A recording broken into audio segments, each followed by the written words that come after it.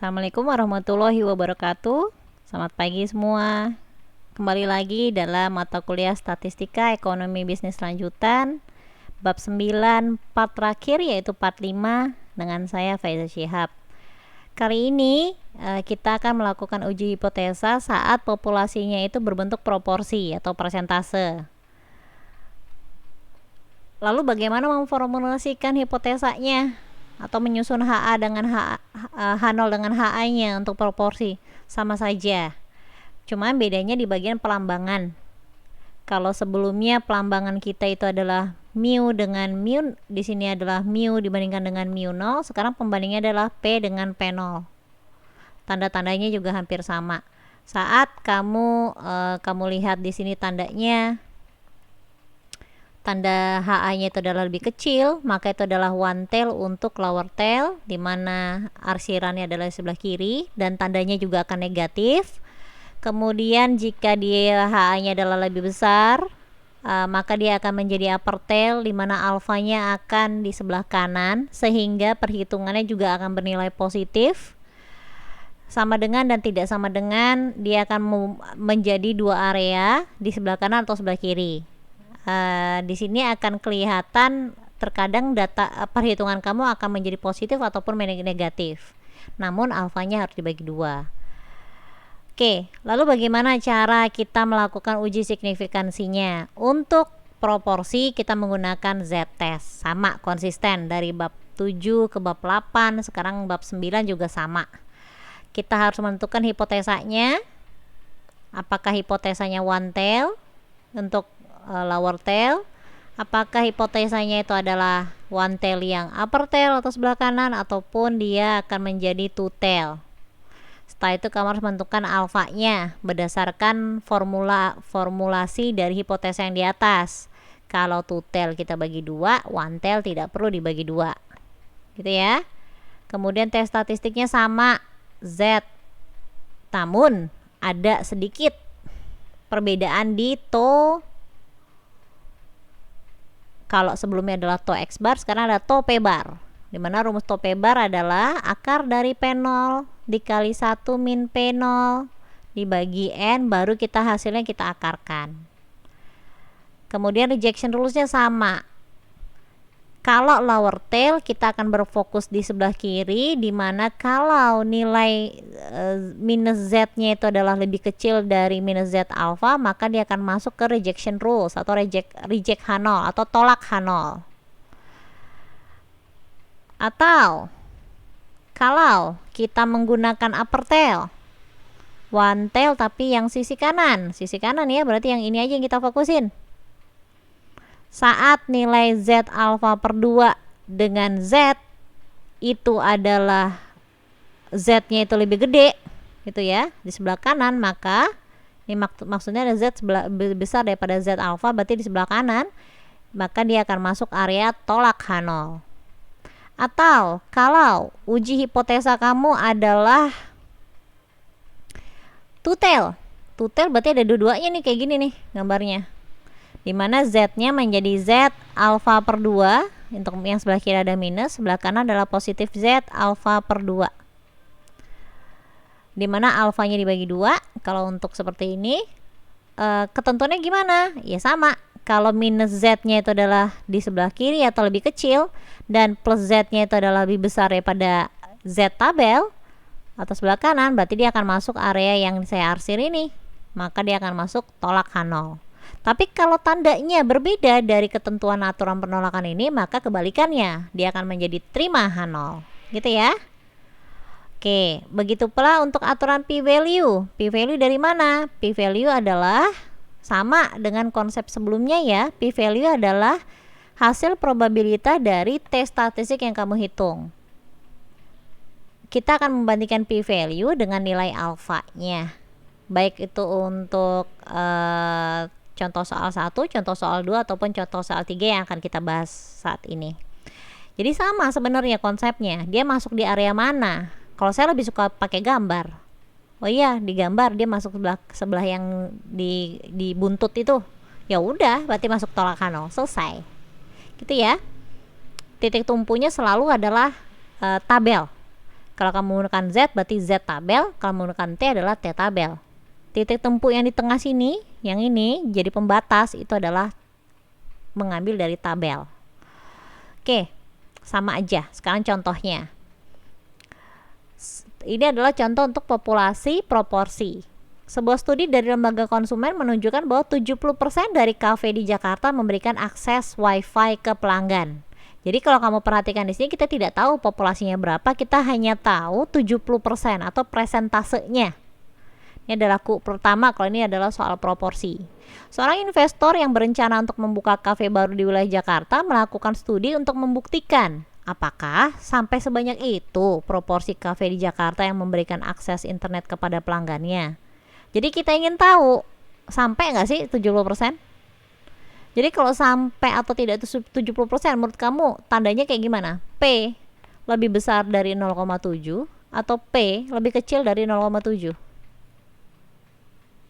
Nah, difikirkan ya. Pikirkan lebih dahulu. Oke. Sembari kamu berpikir, kita lanjutkan dulu. Sampelnya ada 100 kafe di Jakarta. Berarti ini adalah N kecil. Sampel dong. Diperoleh ada 60 kafe yang memberikan akses internet kepada pelanggannya. Investor menggunakan level signifikan 0,05 atau 5%. Pertanyaannya, buatlah H0 dengan HA-nya. Kamu disuruh bikin formulanya. Kemudian tesnya itu apa? One tail atau two tail. Kemudian kamu disuruh nyari P-bar. Kamu disuruh menghitung Z-test atau Z-statistik. Lalu kamu disuruh melakukan pengujian dengan cara critical value method dan kasih kesimpulan. Dan yang terakhir, membuat pengujian dengan p-value method dan membuat kesimpulan. Oke, sekarang kita lihat dulu dengan tata cara yang sama. Ada 4 cara di situ. Menentukan hipotesa. Hipotesanya apa? Tadi kita lihat lagi soalnya. Sampai nggak sih 70% gitu kan? Berarti tandanya adalah maksimumnya 70%. Berarti maksimum 70. Berarti tandanya adalah lebih kecil. Kalau tandanya lebih kecil, dia akan masuk di H0 atau di HA?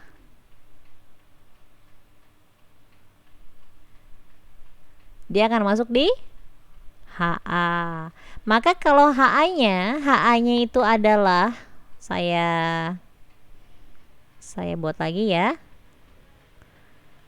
Saat HA-nya kita ketahuin P lebih kecil dari 0,7, maka H0-nya tinggal kebalikannya. Berarti P tanda kita karena tidak sampai nggak sih 70%, berarti angka 70 nggak pakai sama dengan dong.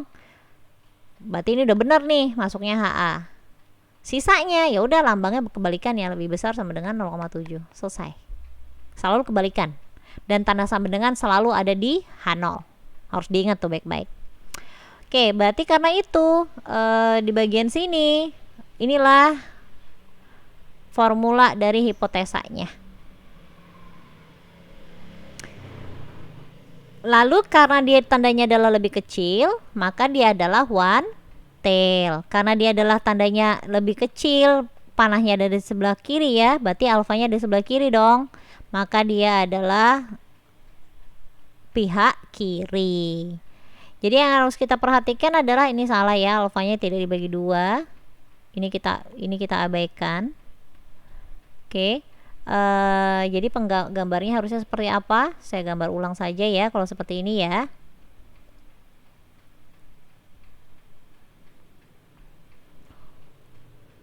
Oke.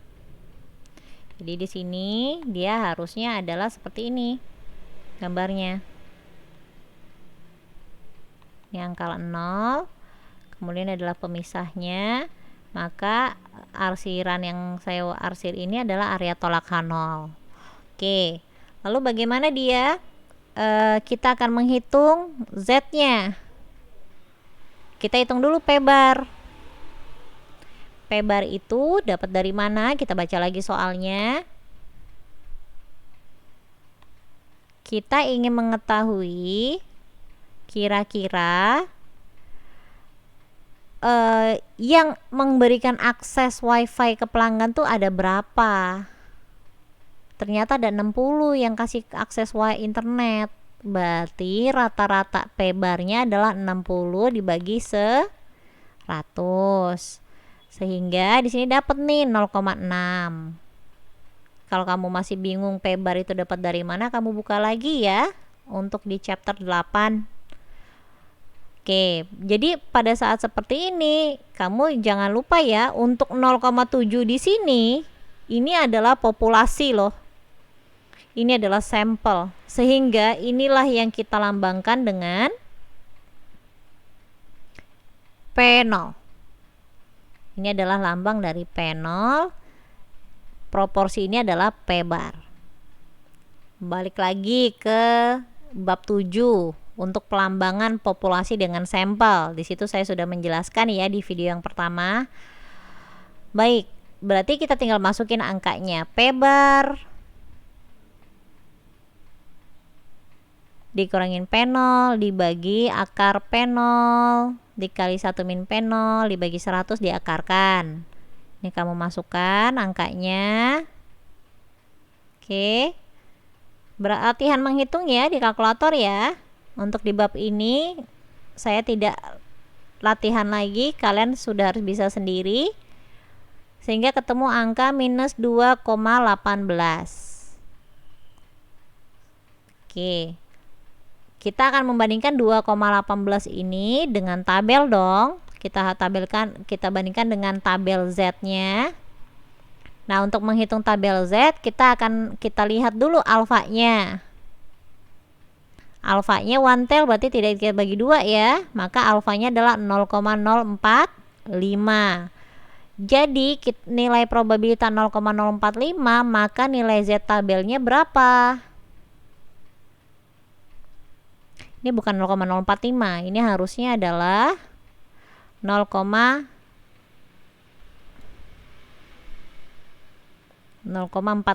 bukan 0,045. Harusnya adalah 0,45. Oke, berarti kita sekarang cari tabelnya. 0,45. Balik lagi ke tabel Z nih.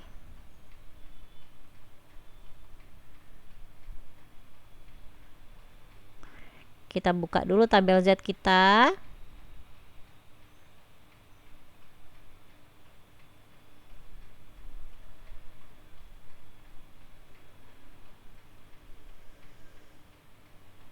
Oke, di sini ada nilai tabel Z. Kita ingin mencari nilai Z dari nilai probabilitas sebesar berapa tadi? 0,45. Berarti kalau kita mau mencari nilai Z-nya, kita lihat angka di dalamnya dong, nilai probabilitas. Angkanya yang mana nih? 0,3, masih belum nyampe ya. 0,4, belum. 0,04452. Udah nyampe belum tuh? Kita lihat dulu yang bawahnya, yang 1,7. Oh, ternyata 0,45-nya kelebihan. Berarti benar, ada di baris 1,6. Kita cek ke kanannya. Yang mana dia? Oh, ternyata di sini. Oke. Untuk angka seperti ini tergantung dari dosen kelas kalian masing-masing ya. Kalau untuk saya, kalian bisa memilih angka yang mendekati tapi tidak melebihi. Jadi kalau kamu lihat angka sebelahnya, kita kan maunya 0,45, kelebihan dong nih 0,4505. Kita cukup berhenti di angka 0,4495. Ini tergantung dari dosen kalian masing-masing ya. Ada yang minta angkanya presisi. Kalau angka presisi sudah saya jelaskan di kelas. Kalau untuk kelas saya, kalian bisa menggunakan angka yang mendekati saja, tidak perlu presisi, nggak apa-apa. Berarti angka 0,45 kita bisa anggap mendekati angka 0,4495 yang ini ya. Nah, sekarang kita lihat titik potongnya. Berarti dia ada di titik potong yang mana nih? Kalau kamu lihat di sini barisnya adalah baris 1,6. Kemudian yang atasnya adalah 0,04. Berarti kita bisa mengambil 1,64 di sini. Oke. Maka Z alfanya adalah 1,64. Lalu kita bandingkan lagi. Angka 1,64, hati-hati. Karena kita menggunakannya ada lower tail atau uji via kiri, maka angka 1,64 ini menjadi negatif. Karena letaknya ada di sebelah kiri. Karena itu di sini menjadi negatif 1,64. Hati-hati ya cara gambarnya ya. Kemudian nilai Z kamu adalah minus 2,18. Titik tumpunya yang ini, yang 1,64. Ingat, titik tumpunya adalah 1,64. Jadi bagaimana dia? Kalau titik tumpunya 1,64, ini saya ganti lagi, nih adalah garisnya 1,64 di sekitar sini. Lalu muncul angka yang berapa? Angka 2,18 minus 2,18. Jadi di sebelah kiri atau sebelah kanan dari minus 1,6? Berarti di sebelah kiri, sebelah sini ya. Karena itu dia akan masuk di area tolak H0.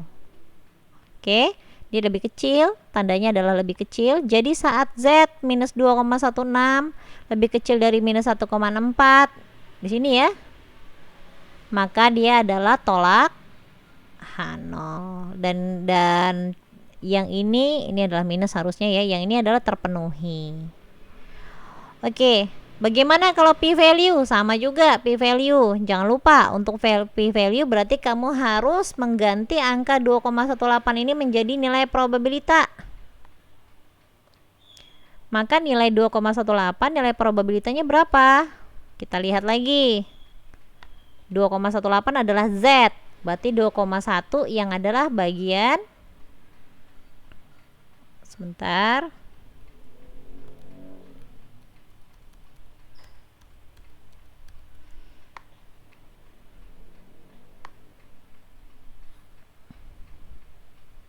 (2,1) adalah Z ya. Berarti kita sebelah kiri. Kamu jangan ketuk-ketukan antara Z sama nilai probabilitas. Pada saat Z kita tahu nilai Z dan mau cari nilai probabilitas, berarti Z-nya kita lihat. Di sini Z 2,1. 2,18 berarti mana? Angka 8-nya. Sini, angka 0,08. Berarti kita lihat perpotongannya ada di mana dia?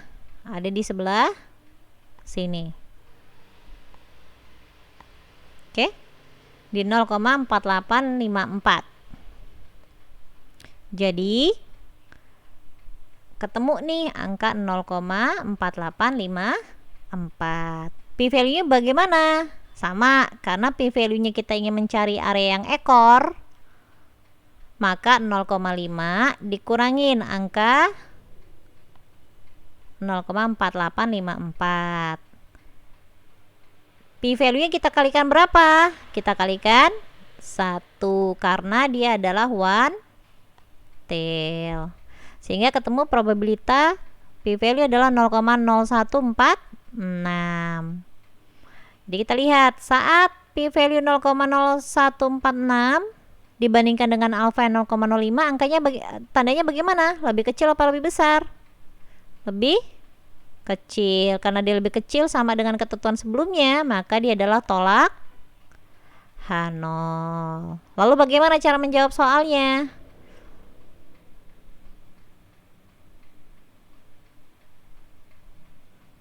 Oke, ini tata cara menjawab soalnya ya. Tentukan hipotesa 0 dengan hipotesa alternatif. Berarti ini yang kamu tulis. Apakah uji yang dipilih? Uji satu arah atau yang kita sebut dengan uji pihak kiri? Harus lengkap tuh jawabnya. Satu arahnya yang mana? Pihak kiri atau yang pihak kanan? Kemudian bagaimana tata cara aturan penolakan? Kalau yang C ini kamu ditanyakan tata cara aturan penolakannya. Tolak H0 jika minus T lebih kecil. Ini harusnya minus T ya. Minus T lebih kecil sama dengan minus T alfa. Oke. Kalau untuk ketentuan p-value, tolak H0 jika p-value lebih kecil dari alfa. Kamu lagi ditanya ini ketentuannya. Yang D, nilai T statistiknya. Nilai T statistiknya ada minus 5,86. Berarti perhitungan yang ini tadi, perhitungan yang kok minus 5,86? Salah soal ya. Harusnya minus 2, harus yang ini dong. Ini yang harus kamu tulis ulang. Oke. Jadi di sini Z-nya adalah Z hitungnya adalah ini bukan T.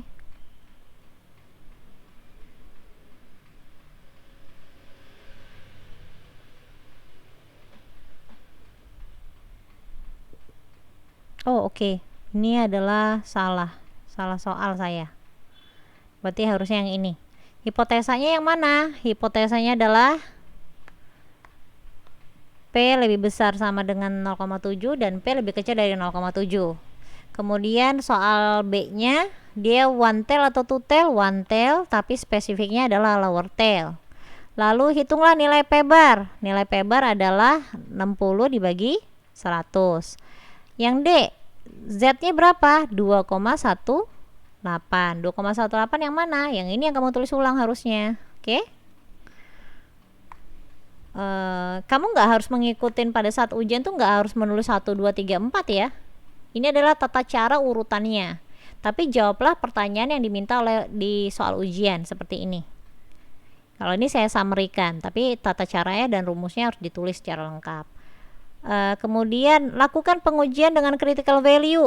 Ya ini, berarti kamu lihat slide nomor 33. Yang ini critical value yang warna biru dengan gambarnya tadi yang sudah saya jelaskan. Kemudian p-value bagaimana? Lihat slide nomor 33 sama. Berarti slide 33 yang warna merah yang sudah saya jelaskan tadi. Baik, demikian penjelasan saya. Kalian ada tugas 3 di mana di sini ada 3 soal. Oke, 3 soal namun deadline-nya adalah pertemuan 4. Bukan pertemuan 5 ya. Di sini adalah pertemuan 4 deadline-nya. Oke, berarti minggu depan kalian harus submit. Ini adalah pertemuan 4 deadline-nya. Tata caranya juga sudah ada di sini untuk pengumpulan dan lain-lainnya. Baik, demikian untuk materi bab 9. Jadi keseluruhan video itu ada 5 video yang saling melengkapi antara video satu dengan yang lainnya. Jika kalian ada yang kurang mengerti, saya jelaskan secara spesifik di video yang berikutnya. Kalau kalian kurang mengerti di video yang nomor 3, video 3, saya jelaskan lebih lengkap, lebih detail di video 5. Jadi itu saling melengkapi antara video satu dan yang lainnya. Jadi harus dilihat semua. Baik, demikian untuk bab 9 untuk bab hipotesis testing. Semoga bermanfaat. Wassalamualaikum warahmatullahi wabarakatuh.